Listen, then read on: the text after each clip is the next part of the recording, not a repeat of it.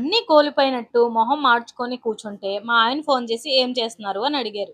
"ఏం లేదండి అంత చిరాకుగా ఉంది. ఇంట్లో అసలు ఏం నచ్చట్లేదు. మనసెందుకో బాలేదు" అన్నా. అంతే. చలో అయితే బయటికెళ్దాం. బయటికెళ్దామంటే ఏంటి నేను మా ఆయన ఎళ్ళిపోతే సరిపోద్దా? నాకొక ఇద్దరు తోడున్నారు గదా! వాళ్ళు కూడా మేము వస్తాము అన్నారు. నైట్ 10 అవుతుంది కదా! సరేలే ఏం చేస్తాం పిల్లల్ని ఎక్కడ వదిలేసి ఎళ్తాం అని చెప్పి పట్టుకొనెళ్ళా. ఎంత మనసు బాలేకపోయినా పానీపూరి చూస్తే మనసు ఆటోమేటిక్‌గా సెట్ అయిపోద్దనుకోండి. అయినా మధ్యలో నీ మనసుకేమైందక్కా అంటారా? నన్ను ఎవరు ఎన్ని రకాలుగా బాధపెట్టినా, ఎన్ని రకాలుగా అవాయిడ్ చేసినా, నేను మాత్రం వాళ్ళతోనే కలిసుండాలి అనుకుంటాను. ఎందుకక్కా అంటారా?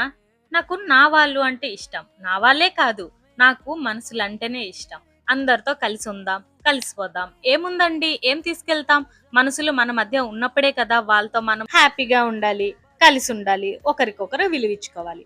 అంతే కదండీ! అదే మనిషి మన మధ్య లేనప్పుడు ఎంతలా బాధపడతామో గదా! ఒక్కసారి చూస్తే చాలు. ఒక్కసారి మళ్ళీ తిరిగొస్తే చాలు.